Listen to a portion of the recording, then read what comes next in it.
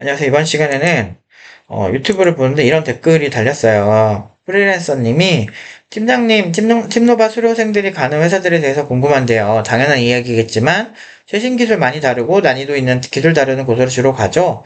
또 회사 가서도 많이 배우는 곳 가죠. 이렇게 물어보시는 거예요. 근데 사실 이거는 질문부터 사실 어떤 특정, 그러니까 회사가 완벽하고 나는 거기서 성장하는 한 명의 어떤 성장 드라마 이런 느낌으로 보는 것 같아. 근데 저는 애초에 이게 전제 자체가 틀렸어요. 회사는 중요하지 않다라고 저는 보는 거예요. 물론 이제 사실상 뭐 회사가 나한테 영향을 많이 끼치니까 꼭 중요하지 않은 건 아니지. 뭐 회사 문화가 있고 그런데 근데 그것보다 나의 성장이라는 관점에서는 별로 중요하지 않습니다. 왜 그러냐면 뭐 네이버에서 네스트.js 쓴다, 뭐 엔진엑스를 쓴다, 스프링을 쓴다. 이거 중소기업에서도 다 쓰고 스타트업에서도 다 쓰는 거예요. 궁금하면 자코리아에서 네이버에서 막 이렇게 네이버 개발자 블로그나 카카오 개발자 블로그 이런 데 보시면 우리가 어떤 기술을 쓰는지도 나오고 그리고 네이버 개발자 이렇게 뽑으면 어떤 스택으로 뽑는지를 보면 이 회사에서 어떤 기술을 쓰는지 그냥 다 보여요. 그런데 그 유사 기술을 다른 중소기업이나 스타트업에서 안 쓰냐라고 한다면 다 써요. 그러니까 기술이 똑같아. 그러니까 네이버 자체에서 뭐 어떤 프레임워크를 자체 개발을 했다 뭐 이런 거면 몰라도 어차피 그런 거는 뭐 공개적으로 이렇게 만들지도 않을 뿐더러 근데 그런 거는 또 나름 그 핵심 개발자들만 또 하는 그런 영역이고 일반적인 플랫폼 레벨에서는 고만고만해요. 그래서 특별히 뭐 중요하지 않지. 그래서 네이버도 스프링을 쓰지만 우리나라 그 정부 프로젝트에도 스프링을 되게 많이 써요. 그러면 이거는 사실 내가 어떤 기술을 쓰냐 이 부분에서는 다 공통 기술을 쓰기 때문에 의미가 없어요. 그럼 뭐 어떤 곳에서 차이가 나냐면 이렇게 예를 들면 그런 거 있다. 뭐 JWT 토큰에 대해서 이렇게 그런 기술이 있어요. 그러면 대기업에서는 확실히 얘네가 수준이 있는 게 문서 써놓은 것만 봐도 알 수 있는 게 뭐 IETF에서 뭐 그러니까 이렇게 국제적인 이렇게 리퀘스트 포 코멘트라 그래서 RFC 뭐 몇 번까지 이렇게 쓰면서 근본적인 논문을 딱 저격해서 요 공식대로 이걸 활용해 주세요. 뭐 이렇게 쓰는 경우 되게 많거든. JWT 토큰 하나를 공유하더라도 얘네들이 되게 근본부터 바라보고 있구나라는 게 대기업은 그게 강한데, 물론 그만큼 개발자 많으니까 막 이렇게 심각할 필요는 없어요. 그러니까 개발자가 그만큼 많고 여유풀이 있으니까 오히려 좀 더 신경을 많이 쓰는 거지.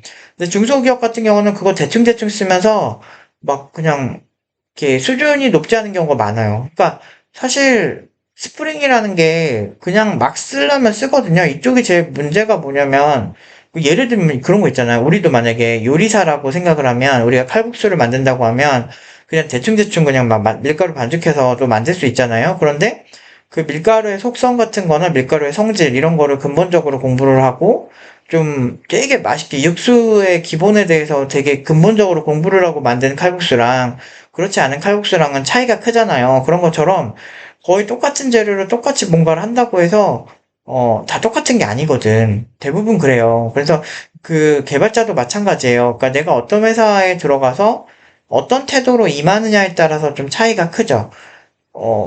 제가 T 성향이 굉장히 강한 사람이라고 얘기를 해서 감정적인 부분이랑 뭐 피해의식 기반으로 지랄지랄하는 건 저한테 안 먹히거든요. 예전부터. 그런 거는 애초에 저한테는 의미가 없어요. 그래서 악플을 달 때도 제가 결과가 안 좋으면은요, 저는 그러니까 악플 때문에 상처받고 이런 경우는 거의 없거든요. 요거 봐라, 요것도 질투하네, 나 이런 느낌밖에 안 들어서. 근데, 내가 어떤 성과가 안 나올 때는 스스로 상처를 받아요, 저는. 그러니까 그런 편인데, 이런, 그 논리적인 성향을 가진 사람 입장에서 중소기업에 가든 내가 그러니까 세계적인 건 방구석에서 만들어진다고라는 생각을 하거든요. 그러니까 뉴턴 같은 경우도 만유인력 이런 거 발견할 때 본인이 공상하고 어떻게 보면 방구석 감성에서 그게 나오는 거예요. 그러니까 우리가 무언가에 아주 깊게 몰입하고 뭔가를 되게 열심히 하는 거는 어떤 뭐 사람들 앞에서 뭐 이렇게 무대에서 뭐 가수가 노래하듯이 이렇게 그 앞에서 막 이렇게 하는 게 아니야. 심지어 가수도 자기가 혼자 고민하고 연습을 하는 혼자만의 시간들 이런 것도 되게 필요하거든요. 그러니까 세계적인 거는 방구석에서 나오는 거예요, 원래. 근데 내가 중소기업에 간다고 해서 Nest.js 아키텍처를 못 보는 것도 아니고, React.js 문서를 못 보는 것도 아닌데, 그러니까 발전을 누군가 시켜줘야 한다라는 관점이 되게 위험하다라고 제가 얘기를 하잖아요, 프리랜서님. 그러니까 왜 누군가 당신을 발전을 시켜줘야 된다. 이거는 어떻게 보면은 자기가 성장을 못하면 회사 때문에 성장을 못했다라는 거지. 근데 사실 대부분 내가 그래서 물어봐. 나 면접 때 항상 물어보거든. 스프링 본인이 했다 그러면 이게 지향하는 게 뭐예요? 얘네가 지향하는 게 뭘까요? 어떤 때 쓰는 게 좋을까요? 이런 질문을 한 번씩 하거든. 근데 그거 기똥차게 답변한 사람 난 한 번도 못 봤다니까? 그것도 맨날 쓰는 건데? 뭐 예를 들면 JDBC에 대해서도 제대로 설명한 사람 한 명도 없어요. 데이터베이스에 접근하는데. 근데 실제로 데이터베이스에서 보면은 사용자가 실시간으로 이렇게 접근하는 게 소켓 통신하는 걸 이렇게 볼 수 있거든? 지금 어떤 사용자가 여기서 떻게 접속돼 있고, 그럼 동시에 막 10명이 쿼리를 날렸을 때 과연 데이터베이스는 어떻게 대응을 할까? 이런 부분에 대해서 아주 단순한 거야. 그냥 데이터베이스는 웬만한 개발자들 다 쓰는 거잖아. 근데 그 데이터베이스, RDBMS 이런 데서 사용자들이 동시 접속했을 때 어떻게 처리를 할 것인가, 뭐 MVCC라고 하는데 멀티 버전 그 컨트롤 그런 뜻이거든요. 그러니까 그러니까 동시에 이렇게 들어왔을 때 이게 동시 접근 제어라고 하는데 동시 접근 제어 기술에 대해서도 사실 관심조차 없는 사람들이 대부분이고, 근데 그거 중소기업에서 똑같이 쓰거든. 그냥 우리가 디폴트로 쓰는 건데 조금 데이터베이스 조금이라도 살펴보면 당연히 봐야 되는 거고, 그런 건데 그런 거에 대해서 아예 관심이 없어. 그거 보다 보면 당연히 얘네가 접속을 처리할 때 웹이랑 좀 다르게 하네. 소켓 통신을 쓰는구나. 그럼 자연스럽게 TCP랑 UDP로 내려가게 되는 거지. 물론 이제 HTTP도 사실상 따지고 보면 TCP로 하기는 하는데, 뭐 퀵이나 TCP 같은 걸로 하긴 하는데, 문제는 그런 것도 관심이 본인이 없으면 몰라요. 그러니까 아는 만큼 보이는 거야. 그리고 조소기업에 간다고 해서 수준 있게 못하는 게 아니에요. 엄청나게 수준 높게 할 수 있어.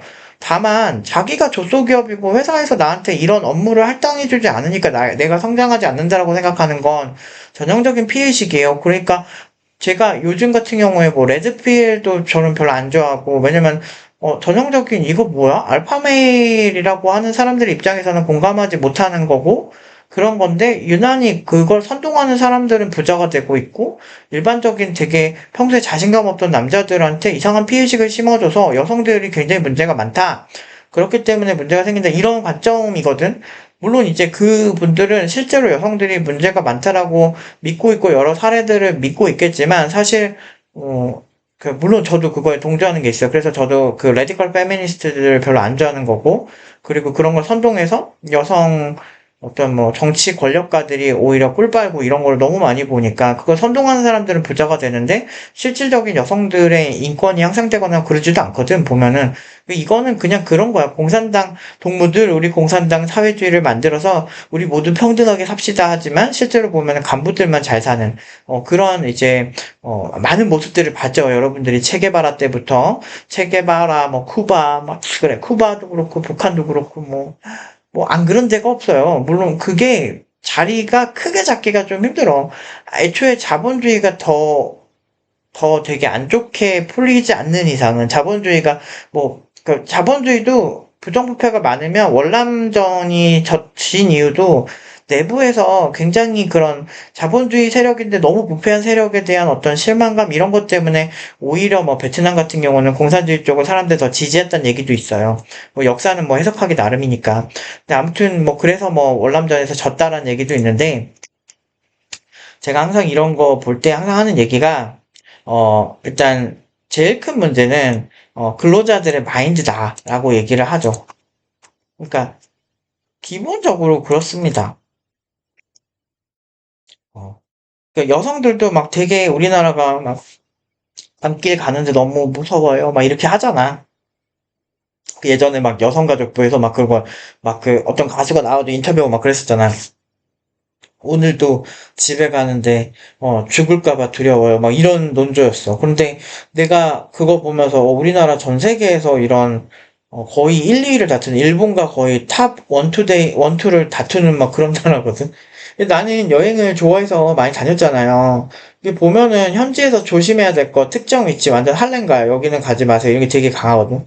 우리나라도 뭐 그런 아무리 그런 지역이 있어도 뭐 일본 오사카에서도 뭐 오사카의 할렘가 막 이러면서 있어도 그래도 진짜 위험한 다른 나라 막 요하네스버그 막 이런 데 있잖아. 막 그 남아공 이런 데는 진짜 막 안 좋은 사례 진짜 많거든. 찾아보면.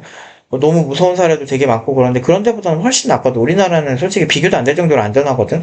근데 실제로 그 20대 여성들은 그것 때문에 불안하다고 느껴. 그 왜 그러냐면 그게 사람들이 이렇게 선동을 해서 그거에 이제 끌려갈 때 그런 느낌을 받는 거야. 근데 애초에 이 패러다임 자체가 잘못됐다니까요.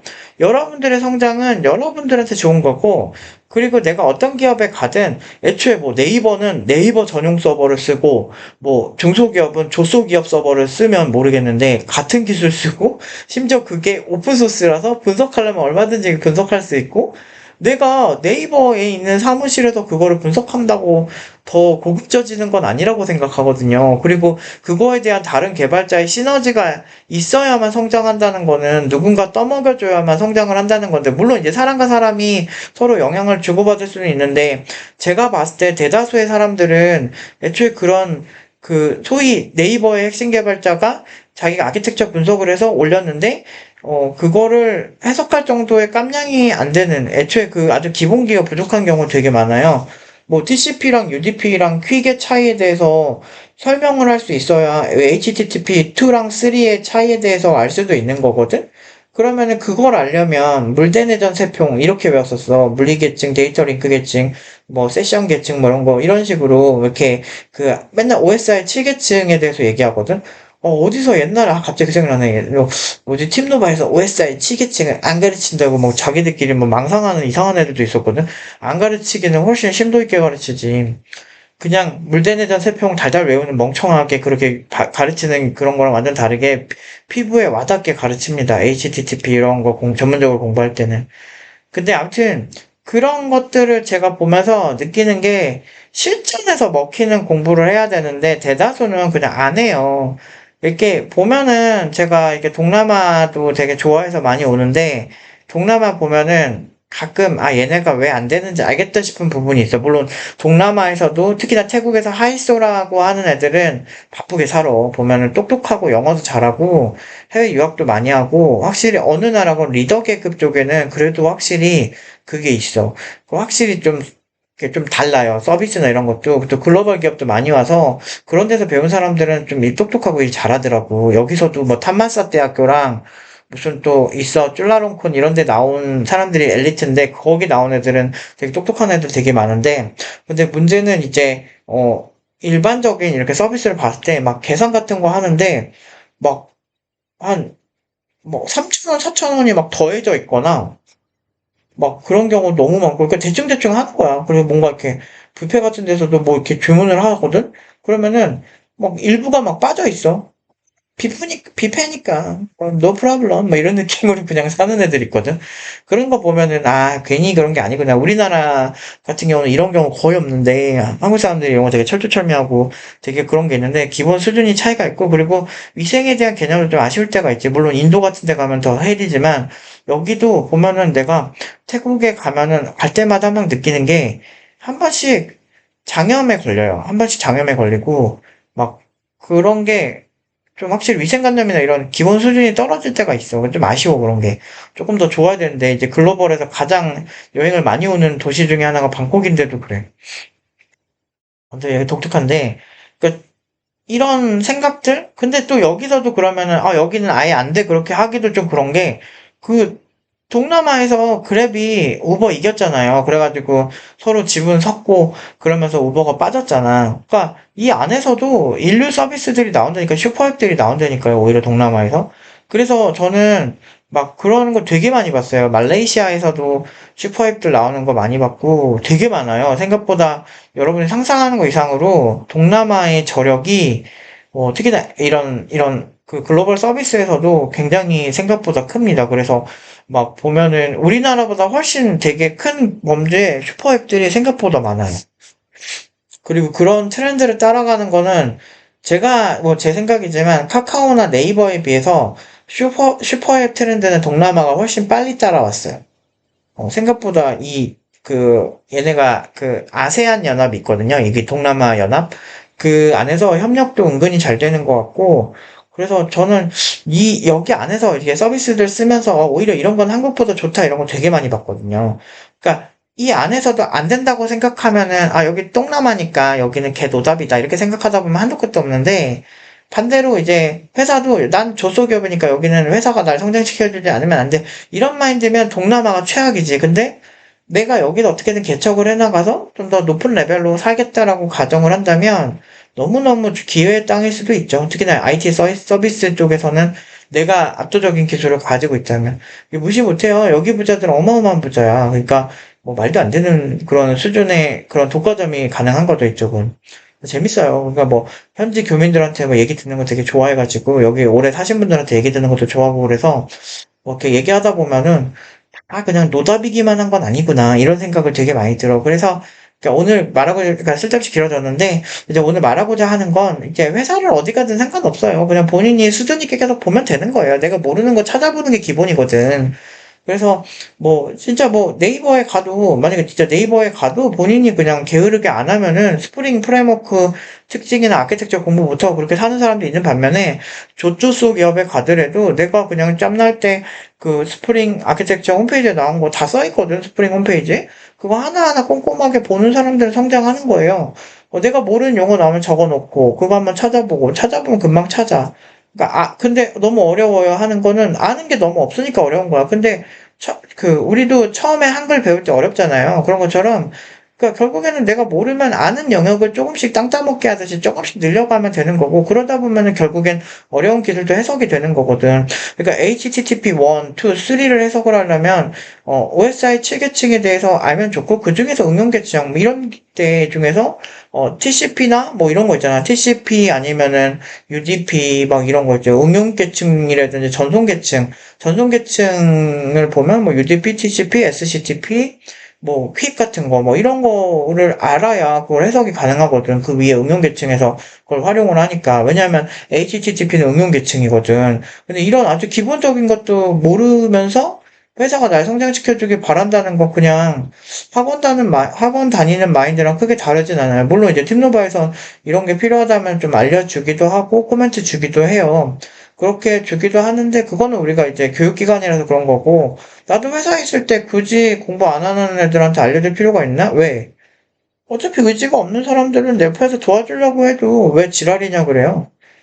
도와주고 싶어도 도와줄 수가 없다니까? 애초에 사람 자체가 문제인 경우가 많아요. 그래서, 그런 얘기에 일부 동조하는 게 가난한 사람들은 가난한 마인드를 가질 수밖에 없다라고 생각을 하는데 또 걔 중에도 가난한 사람들인데도 자수성가하는 사람들 보면 마인드가 다르거든.